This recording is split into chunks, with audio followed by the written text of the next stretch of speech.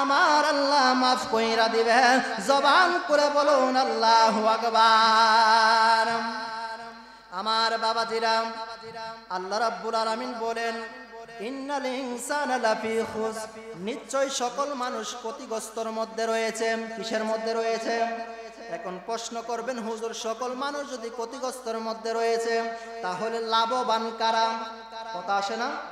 আল্লাহ রাব্বুল আলামিনের পরের আয়াতের মধ্যে বলেন ইল্লাল্লাযীনা আমানু ওয়া আমিলুস সলিহাতি ওয়া তাওয়াসাউ বিল হাক্কি ওয়া তাওয়াসাউ বিস সাবর।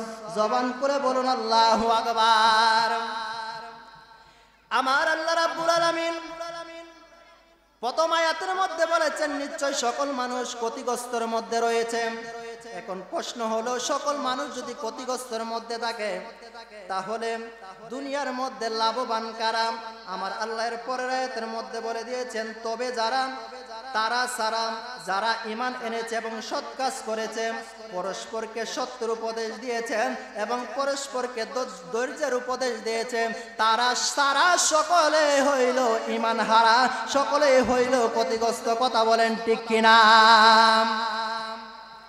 এই জন্য আমার বাবাজিরা, দুনিয়ার মধ্যে যদি সৎ কাজের যদি আদেশ দিতে চান, যদি সৎ কাজের যদি আদেশ পেতে চান, তাহলে একমাত্র একটাই রাস্তা আছে দুনিয়ার মধ্যে, আল্লাহর ওলিদের সোহবতের মধ্যে থাকতে হবে। কথা বলেন ঠিক কিনা?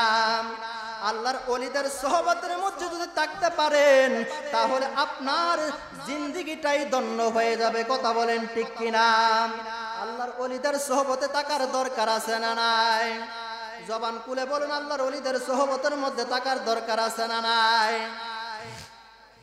আমার বাবাজিরা, এই জন্য আমার আল্লাহ রাব্বুল আলামিন কুরআনুল কারীমের মধ্যে বলেন আলা ইন্না আউলিয়া আল্লাহি লা খাউফুন আলাইহিম ওয়ালা হুম ইয়াহজানুন।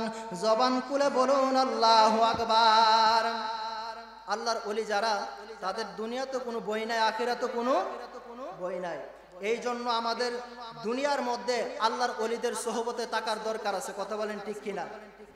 বড় পীর আব্দুল কাদের জিলানী, যিনি ওলিদের সর্দার, হযরত আব্দুল কাদের জিলানী রাদিয়াল্লাহু তাআলা আনহু, তিনার কারামত সত্য নাকি মিথ্যা? ওলিদের কারামত সত্য নাকি মিথ্যা? আল্লাহর ওলিদের কারামত সত্য। আমি আমার আলোচনাটা শুরু করে দেই।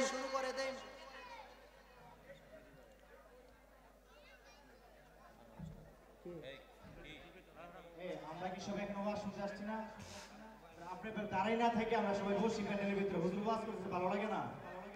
সবাই প্যান্ডেলের ভিতরে বসেন।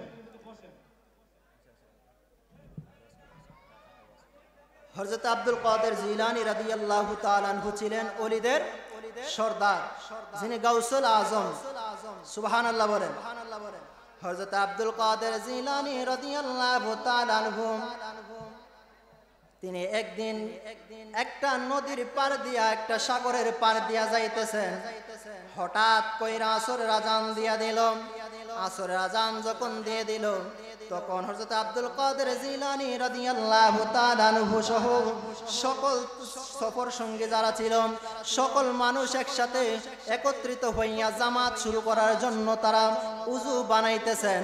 উযু যখন বানাইতেছেন, উযু বানাইয়া হযরত আব্দুল কাদের জিলানী রাদিয়াল্লাহু তাআলা আনহু বলতেছেন, এ আমার ভক্তবৃন্দরা রে,